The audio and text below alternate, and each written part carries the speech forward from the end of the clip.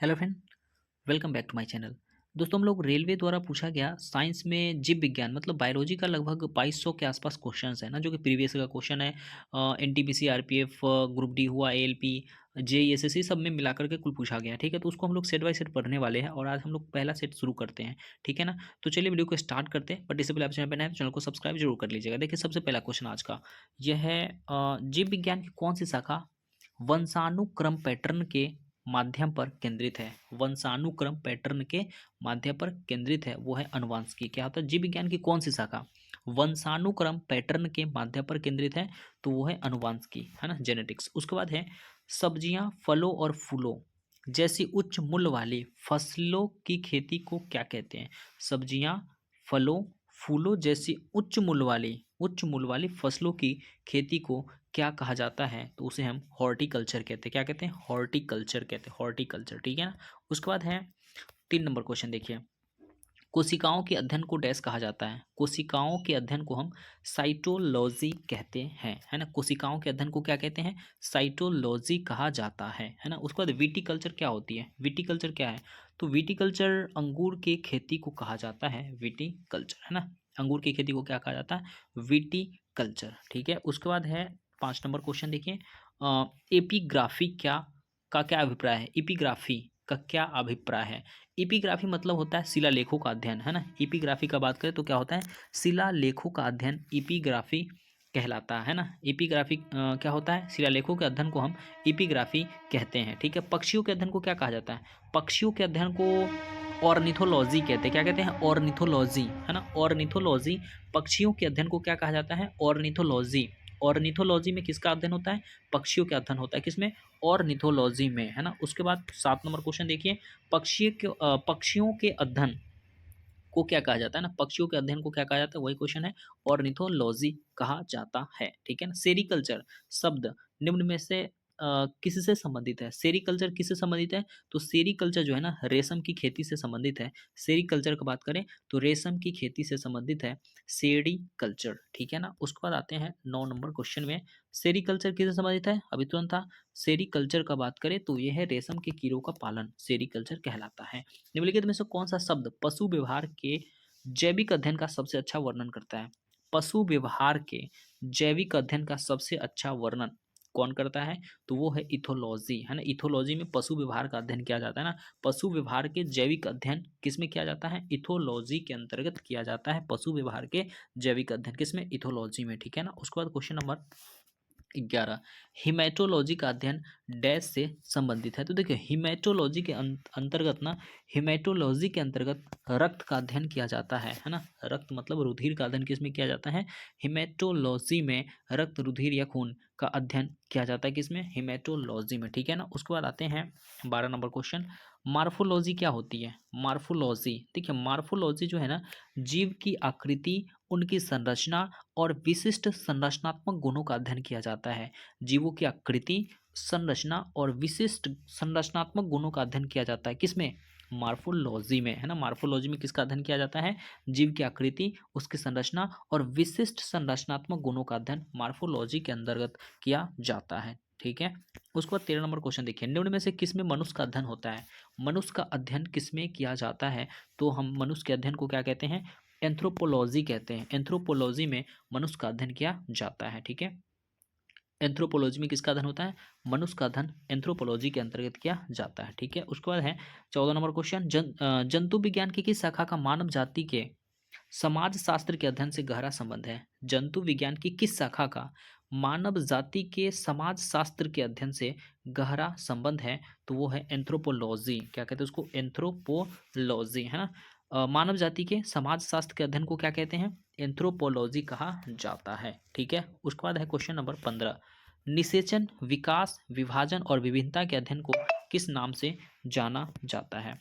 निषेचन, विकास, विभाजन और विभिन्नता के अध्ययन को किस नाम से जाना जाता है, तो इसे भ्रूण विज्ञान कहा जाता है। क्या कहते हैं, भ्रूण विज्ञान। ठीक है। उसके बाद 16 नंबर क्वेश्चन देखिए, पौधों में बीमारियों का अध्ययन और वह तरीका जिससे पौधे विरोध करते हैं या संक्रमण से सामना करते हैं क्या कहलाता है? पौधों में बीमारियों का अध्ययन और वह तरीका जिससे पौधे विरोध करता है या संक्रमण से सामना करते हैं क्या कहलाता है? उसको कहते हैं फाइटोपैथोलॉजी। क्या कहते हैं?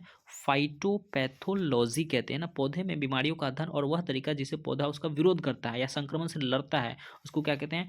फाइटोपैथोलॉजी कहा जाता है ना। उसके बाद आते हैं क्वेश्चन नंबर 17।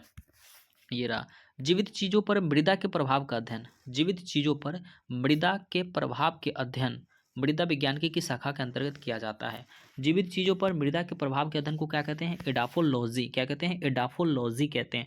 जीवित चीजों पर मृदा के प्रभाव का अध्ययन क्या कहलाता है? एडाफोलॉजी कहलाता है। उसके बाद है, निम्नलिखित में से शरीर विज्ञान चिकित्सा की वह कौन सी शाखा है जो पुरुष के विशिष्ट रोगों एवं स्थिति से संबंधित है ना। निम्नलिखित में से शरीर विज्ञान एवं चिकित्सा की वह कौन सी शाखा है जो पुरुषों के विशिष्ट रोगों एवं स्थितियों से संबंधित है?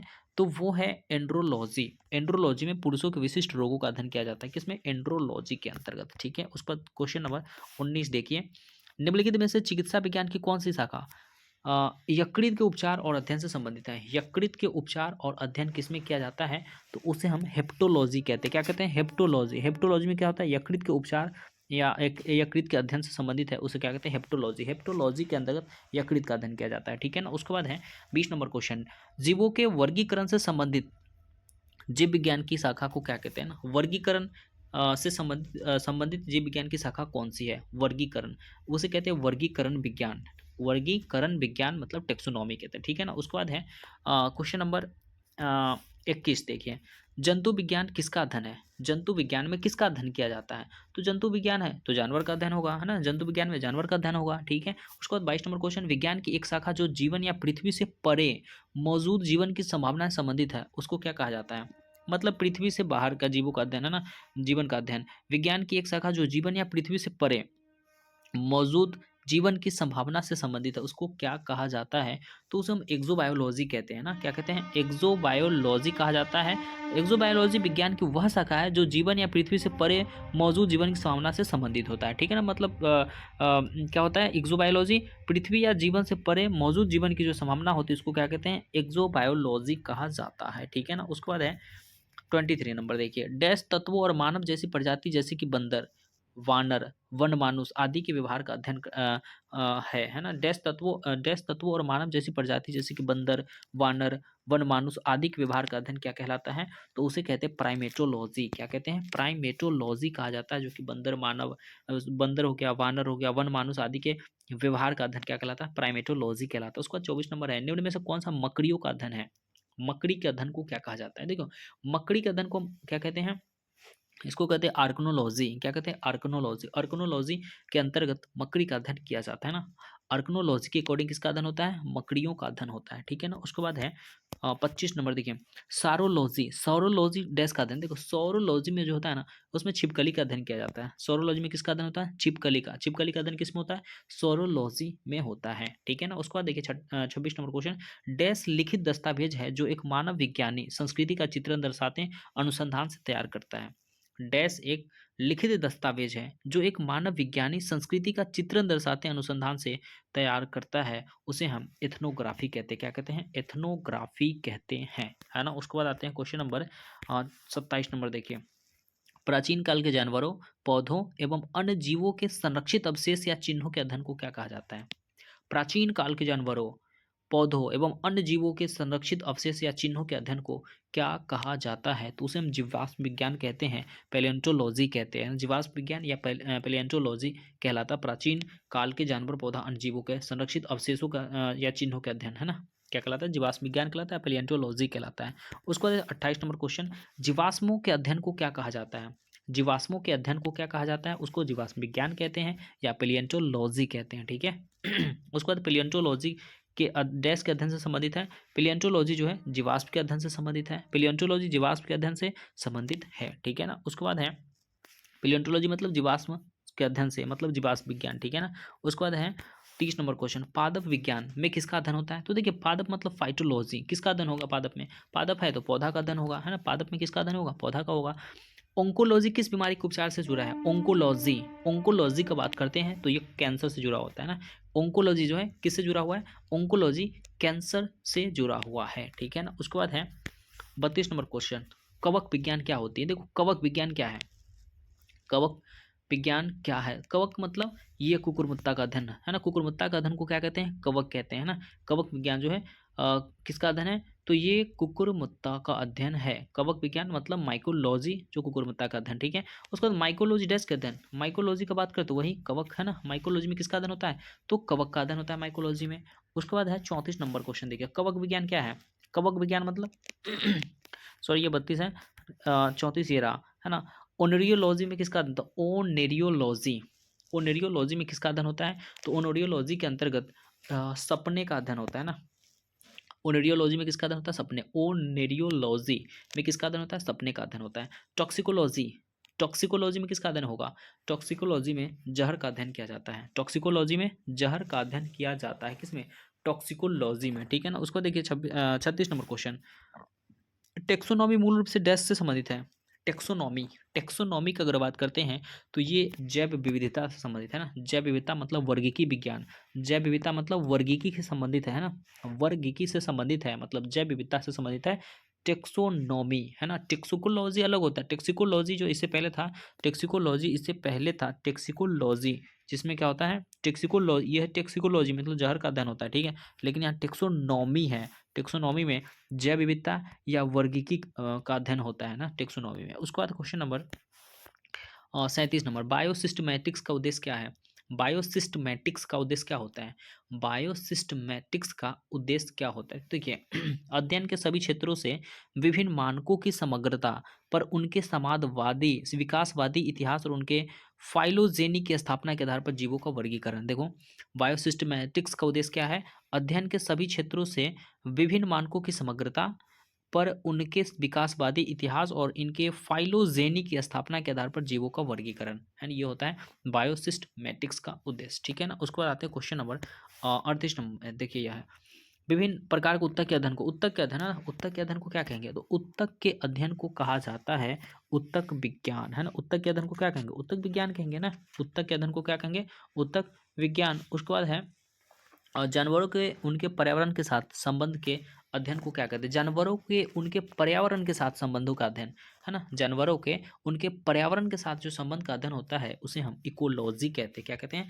इकोलॉजी कहा जाता है, ठीक है ना। उसके बाद क्वेश्चन नंबर 40 देखिए, निम्नलिखित में से कौन सा कोशिकीय घटक अधिकांश प्राक केंद्रीय मतलब प्रोकैरियोटिक में मौजूद नहीं होता है ना। प्रोकैरियोटिक में मौजूद नहीं होता है। कौन नहीं होता है? तो केंद्रक झिल्ली जो होता है ना, प्रोकैरियोटिक में नहीं पाई जाती है ना। प्रोकैरियोटिक में केंद्रक झिल्ली नहीं पाई जाती है, ठीक है। उसके बाद है 41 नंबर क्वेश्चन, मानव कोशिकाओं में ग्लूकोज के विघटन द्वारा, मानव कोशिकाओं में ग्लूकोज के विघटन द्वारा ऊर्जा का निर्माण होता है। ग्लूकोज के विघटन के लिए इनमें से किसका आवश्यकता होती है ना। ग्लूकोज के विघटन के लिए इनमें से किसकी आवश्यकता होती है? तो वो है ऑक्सीजन, है ना।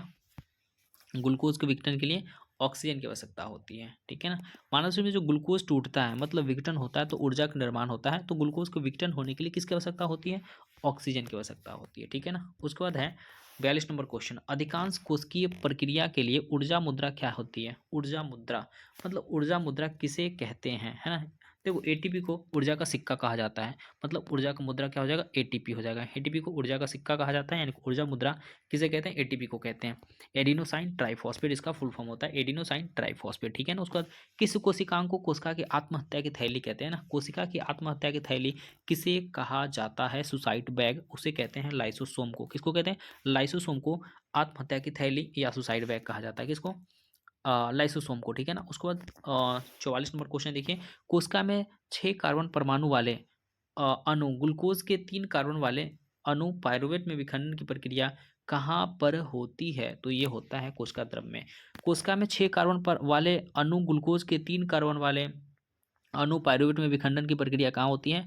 ये होता है कोशिका द्रव में, ठीक है ना। उसके बाद है 45 नंबर, प्रोकैरियोटिक राइबोसोम की उप इकाई संरचना क्या होता है? तो देखिए प्रोकैरियोटिक में ना 70 इस प्रकार का होता है राइबोसोम, कितना? 70 इस प्रकार का होता है। और ये 2 भाग में कौन-कौन में टूटता है? तो ये होता है इसमें 50s है ना, 50s और 30s कितना होता है? 50s और 30s होता है ना?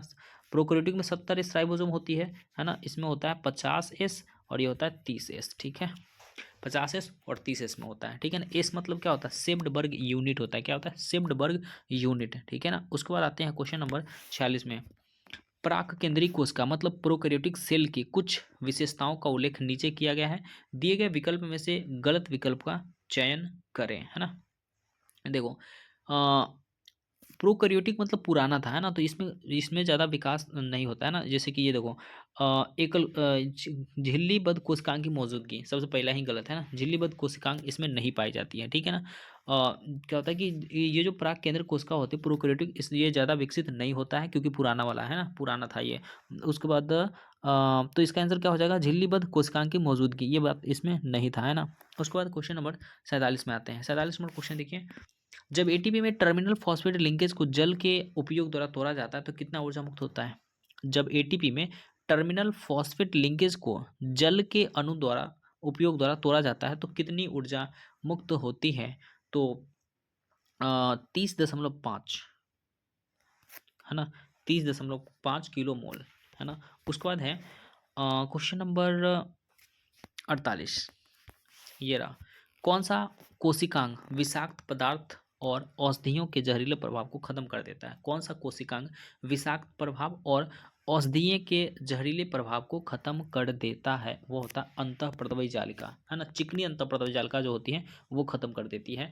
कोशिकांग जो ये मतलब जो अंतःप्रतवायी जालिका है विषाक्त पदार्थ और औषधियों के जहरीले प्रभाव को समाप्त कर देती है। कौन सा जो क्या बोलते हैं उसको अंतःप्रतवायी जालिका जो होती है ना वो। अ, उसके बाद है देखिए उसके बाद क्वेश्चन नंबर है 49, ठीक है? निम्न में से किस प्राणी उत्तक में चपटी कोशिकाएं होती है? चपटी कोशिकाएं किस में पाई जाती हैं? तो ये सल की उपकला, है ना? निम्न में से किस प्राणी उत्तक में चपटी कोशिकाएं होती है? सल की उपकला में होती है, ठीक है? उसके बाद क्वेश्चन नंबर 50 देखिए, निम्न में से कौन सा कथन गलत है? निम्न में से कौन सा कथन गलत है? तो देखिए हम डायरेक्ट गलत कथन में आते हैं। माइटोकॉन्ड्रिया में ऑक्सीजन की सहायता से एसिटिक अम्ल का विघटन होता है। माइटोकॉन्ड्रिया में ऑक्सीजन की सहायता से एसिटिक अम्ल का विघटन होता है, ये बात गलत है, ठीक है? माइटोकॉन्ड्रिया में ऑक्सीजन की सहायता से एसिटिक अम्ल का विघटन होता है, ये बात बिल्कुल गलत है। एसिटिक अम्ल का नहीं, पायरुवेट का विघटन होता है, ठीक है? तो ये 50 क्वेश्चन ऑफ बायोलॉजी का, और हम लोग मतलब रोज 50-50 सेट का करके इसको जल्दी से खत्म करेंगे, फिर उसके बाद कोई नया सब्जेक्ट स्टार्ट करेंगे, ठीक है ना? तो ये देखिए रेलवे में पूछा गया तो जरूर नहीं कि रेलवे में ही पूछा जाएगा, है ना? हो सकता है कि मतलब और भी सारा एग्जाम में पूछा जा सके, ठीक है ना? तो चलिए हम लोग मिलते हैं अगले वीडियो में, जब तक के लिए जय हिंद एंड